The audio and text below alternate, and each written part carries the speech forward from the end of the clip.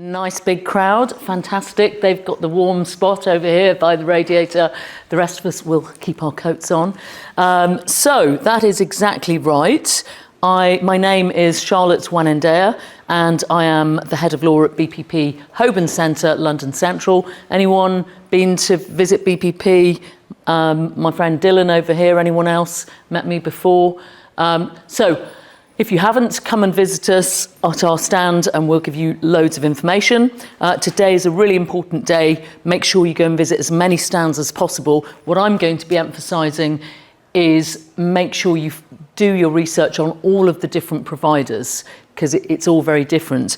And the headline is, in order to maximise your excelling in your bar course, which is a tough course, you need to pick the one that is right for you. Okay, I'll keep going over and over that and help you point out what you should be researching. So what are we going to look at today? We're going to look at three things. First of all, what the bar course is.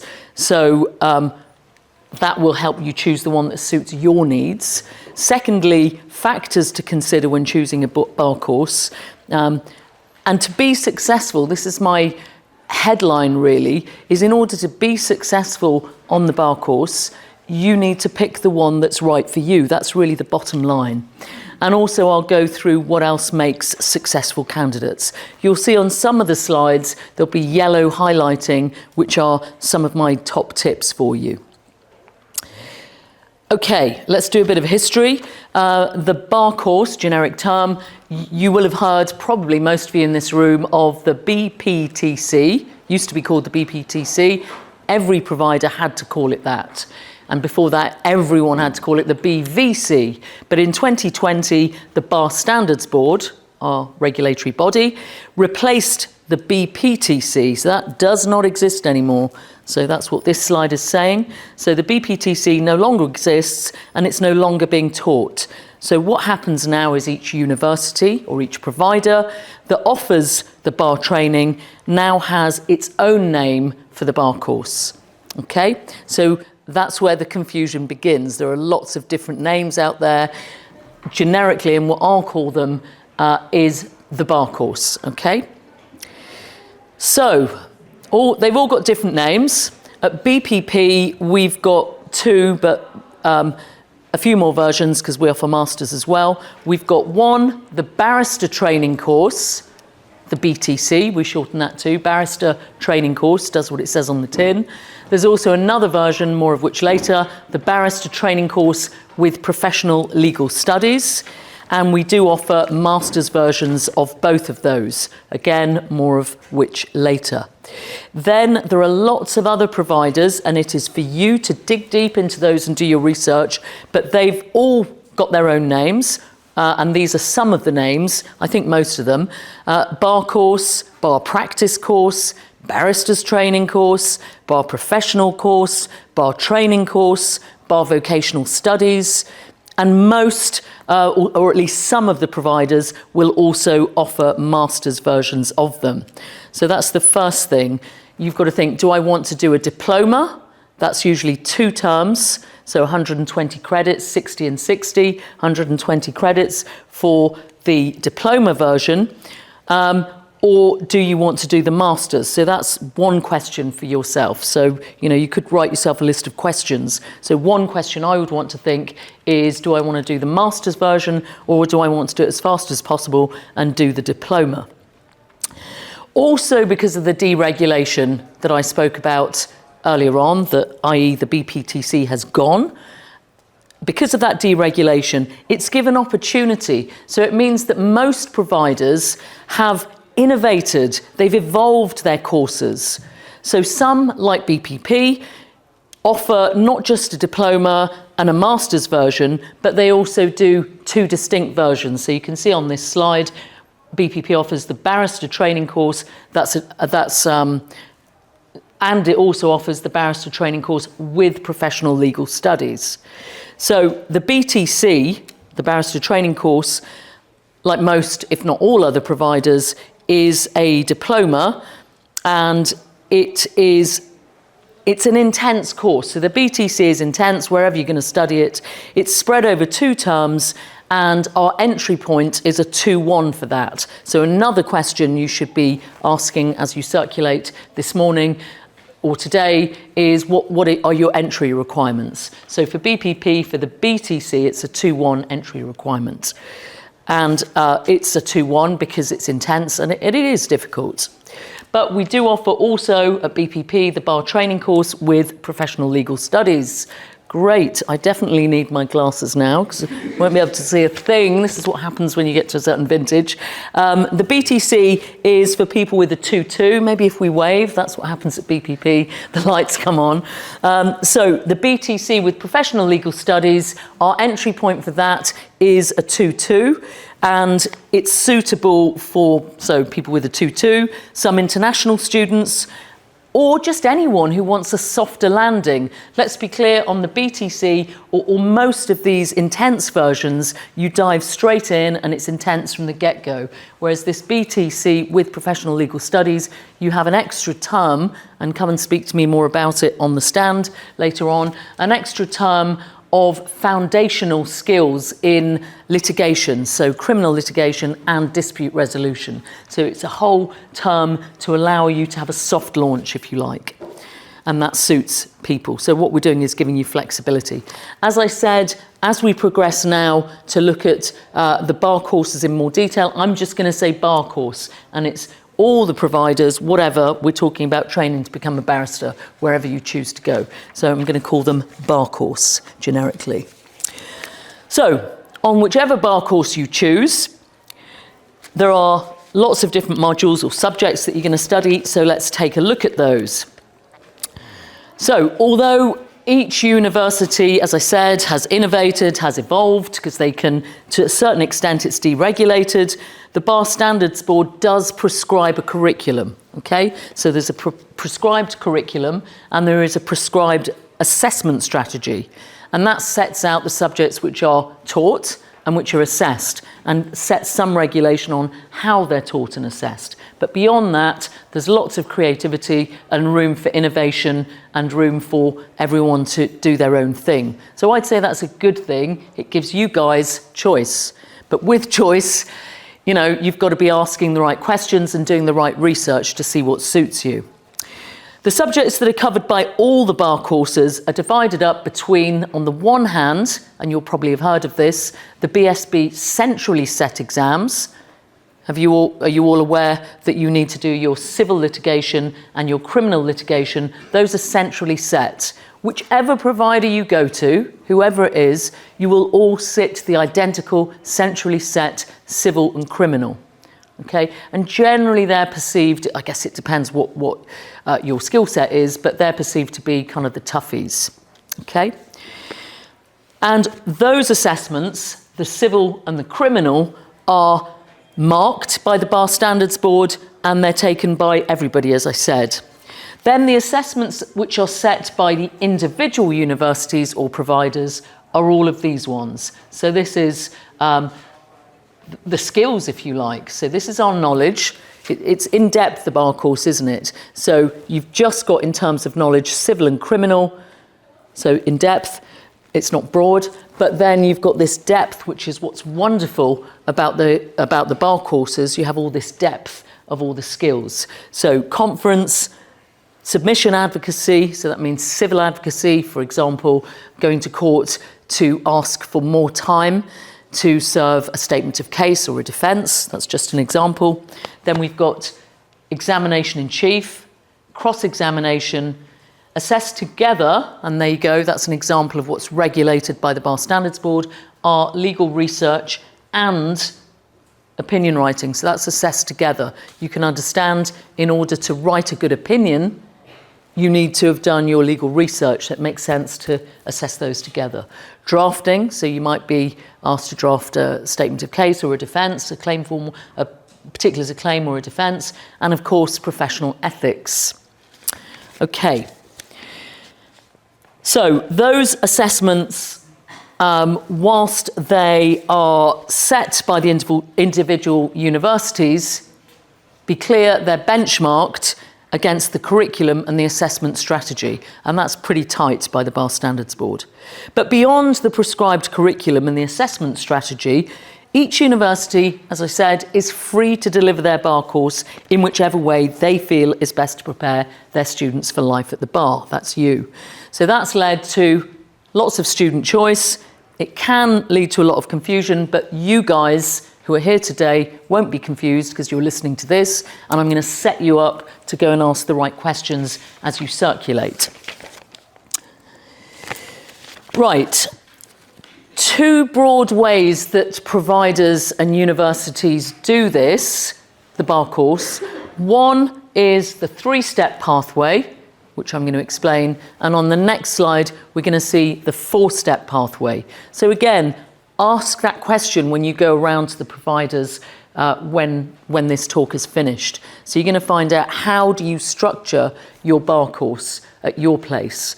And you know, this is what I would say. I have lots of students saying, oh, I'm coming to BPP because my friend said it was great, or whatever. You know, you're not your friend. You're not the person who did it before you. You're different. That's what's wonderful. There is only one of you. So only you know what suits you. So you need to ask these questions to find out what is the best one for you, because there are so many different varieties. So 3 steps. You can see here, 1, the academic component, 2, the vocational component, 3, the work-based learning component, i.e. the pupillage. So let's break this down a tiny bit. Academic component, obviously, probably what most of you are doing at the moment, that is either a law degree or, of course, a non-law degree followed by the conversion course, including PGDL, all sorts of names for that these days as well. The 7 key components for the academic bit are, do we know what they are? Let's have a bit of shouting out, it will keep you warm. Sorry? Tort, criminal, equity and trusts, land law, contract. Yes, EU law still. Boo to Brexit, sorry.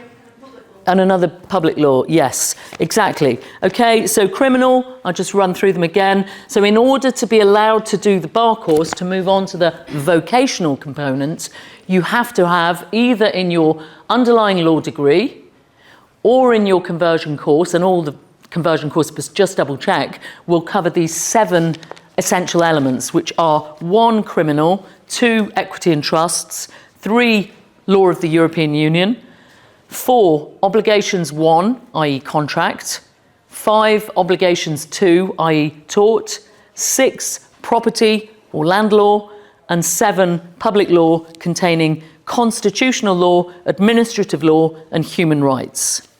So once you've done that, either through your law degree, hands up who's law degree in the room.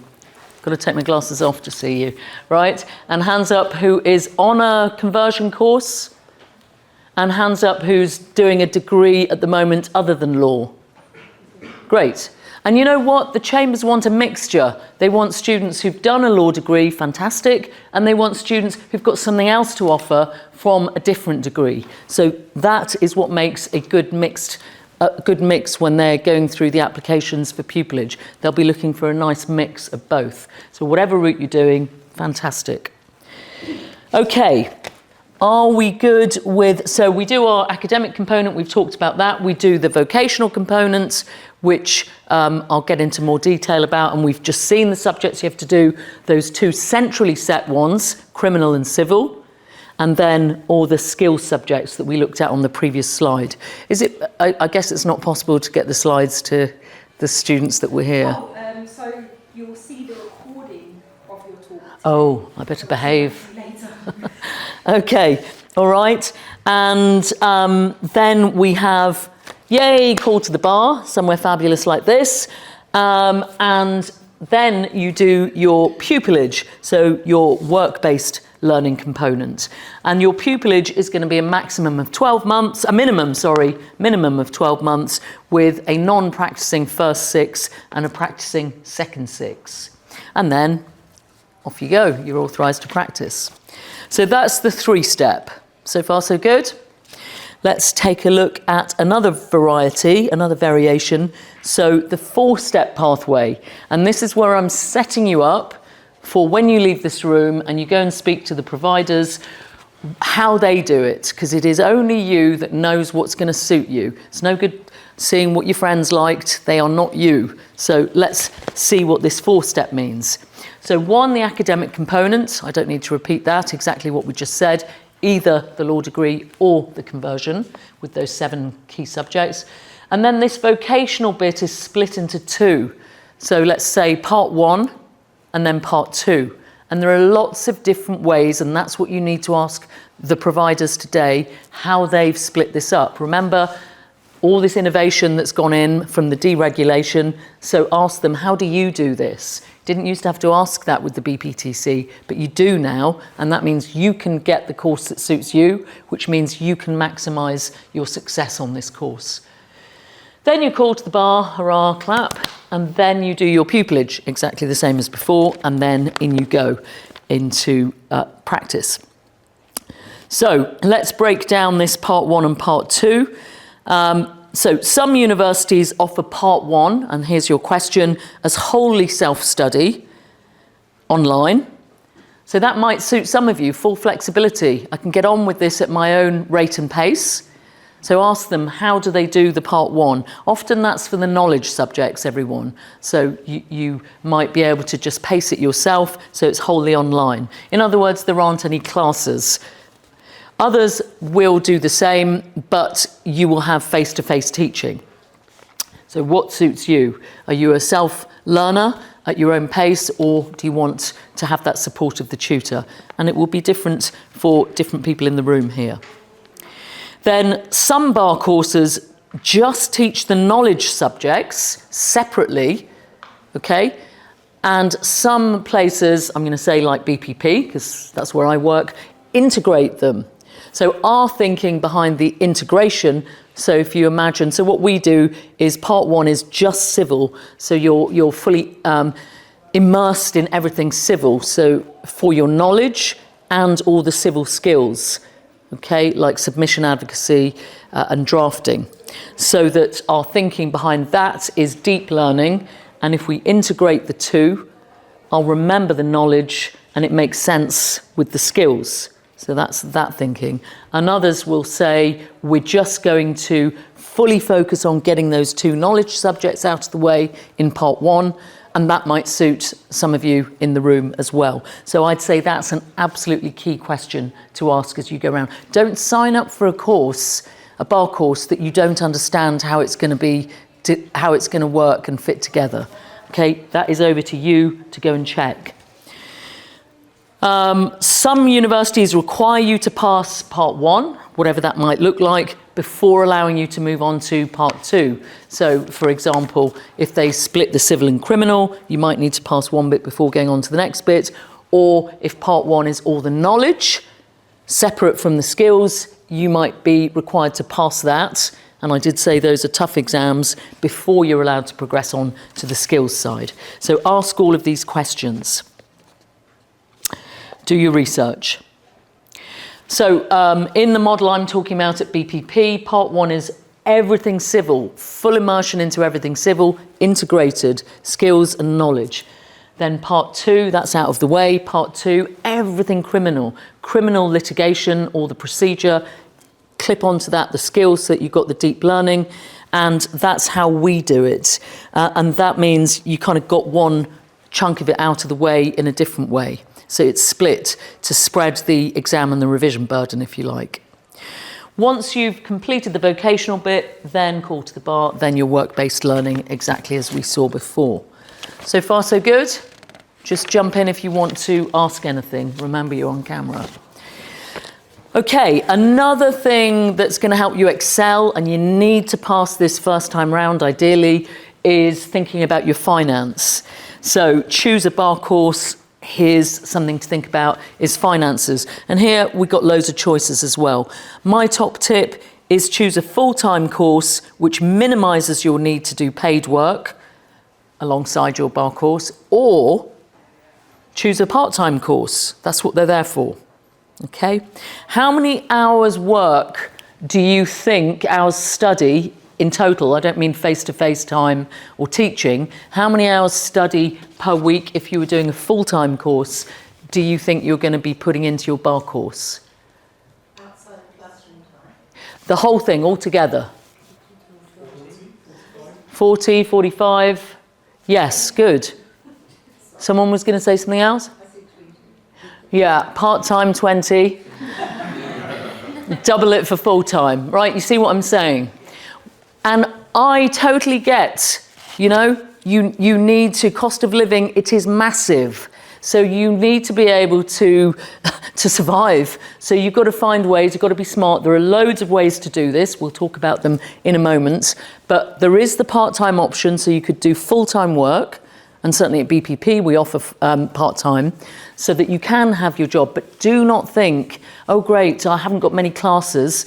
I'm going to get a job alongside this. You might have time for a job on a Saturday, for example, or maybe a couple of evenings. But this is full-time. Hey, the clue is in the title. Full-time study, like 9 till 6 every day. And that is what you've got to prepare yourselves for. It's only 1 year if you're doing it full-time.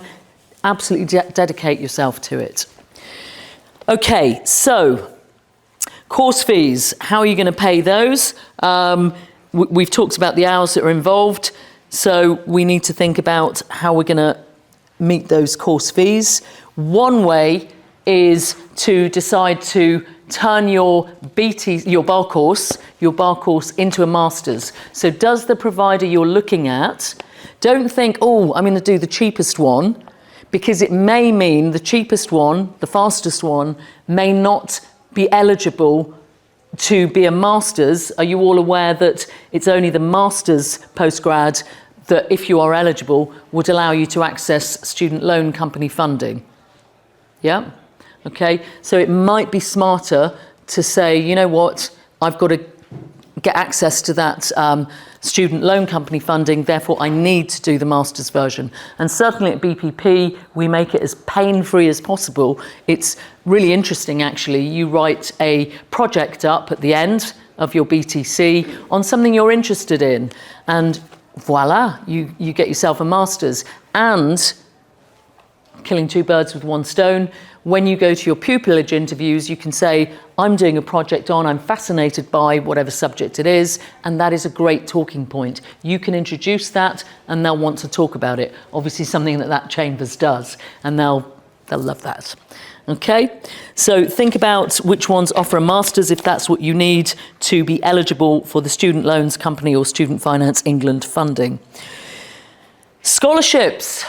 That's what you need to be going for. Look at us in these beautiful surroundings. The inns have got millions of pounds, okay? So wow them. Have a think. Are you all a member of your inns already? Are some of you choosing which inn to belong to? Hands up who's still deciding. Yeah, a lot of you. Okay, so that's another thing you should look at. How do they assess who gets scholarships? Top tip is there an initial paper sift? So there are 4 inns, as you know. Do they do an initial paper sift, or do they interview straight away? Okay, if you think you're more impressive by interview, you want to go for the inns scholarships for the ones that do the interviews straight away. Does that make sense? Okay, so that's a question to think about as well. But they've got loads of money to give away. Honestly, if you spend a half day doing a decent application, whether it's for the inns, which you should be doing, or for your provider, then you may well find that you're walking away with either a full fee scholarship, yay, or it's that bridge, isn't it, between the cost of the fees that you need, because it may not cover everything from the student loan company funding. So you need to top it up with a bridge somehow, i.e. a scholarship from either the inns or the provider you're going to go to. Okay. So scholarships, yes. As I say, afternoons work well worth doing. Certainly at BPP, we make it as painless as possible. We want to hear your story. We want to hear your story. That's what I said at the beginning. You're not someone else, you're you, and tell your story, tell your unique story. What have been your challenges? How did you overcome them? Everyone now wants to know about grit and resilience. You know, no, if you've had it straightforward, that you're not going to kind of stand out, if you see what I mean. And ultimately, certainly at BPP, we want a diverse bar. So we're really championing people to be fully representative of the actual population. So scholarships, great. And just seeing if there's anything else I wanted to say. Yes, there is, still on here. Think what else is included in the course fees. So, as I said earlier, don't just think about the headline price. The cheaper, shorter one may not allow you to have access to the master's funding if that's what you need. So really think about that properly. Secondly, what else is included in the course fees? So what added value is your provider offering? So, for example, how big are the advocacy classes? You know, you get, how much advocacy do they do? How big are the classes? E.g. at BPP, now it's been unrestricted. Some of the classes are big, but at BPP, we've got about 4 to 6 students in our oral skills, including advocacy. And I think that's really important. So I would ask them, how big are your skills classes, your oral skills classes? It's all about feedback. You need that one-to-one bit. Just checking the time. Yes, I've got to speed up, haven't I? We've got about a couple of minutes. Okay, I'm going to be quick. Okay, scholarships, we've talked about that. Payment structure. Yeah, payment structure. How are they going to make you pay? Are there instalments? That will matter to a lot of you. Top tip number 2, choose a course which is designed to maximise your academic outcomes. We've said that a lot. Contextualised learning, you know what I'm talking about. Is it integrated or is it separate? Can we get some help here? Because I don't know what I've done. There we go. Ed tech, educational technology. Does the provider use technology to tell you what you're less good at and feed you more of those questions? Flexibility and location. Do they offer part-time? Do they offer different locations? So that might matter to you. I've said the size and regularity of advocacy, and I would say also the other oral skills. Do you want face-to-face teaching or do you want self-study? You know, it will be different for all of you. Top tip 3, be kind to yourself. Don't kind of catastrophize all of this. There's loads of noise out there about how difficult it is. Focus on your academic achievements so far and plan how you're going to excel at this. It sounds obvious, but engagement is the key. So engagement, attend every class and keep to a routine. You've got to look after your mental health. That is a great, big, massive thing at the moment. We've seen mental health, problems with mental health go up by 555% since the pandemic. This is a stressful course. You've got to balance your life with it. So I do need to get that in. I do want to come back to the engagement though. It's interesting. We've got loads of data to show that the students who engage, and in particular orally in the classes, will do better. If you don't kind of give your answers and test them in that classroom setting, you're not going to get feedback. The only way you can grow, i.e. keep going upwards and excel in your bar course, is by receiving feedback and then reflecting on it. So if you're not answering anything, you're not going to get that feedback. Okay, so that's key. Consolidate, it sounds obvious, but you know, in a given week, make sure you're consolidating as you go along. And practice for practice. Yeah, the C and the S and the C, practice for practice. Feedback, that's my key thing. Look, I think we're done.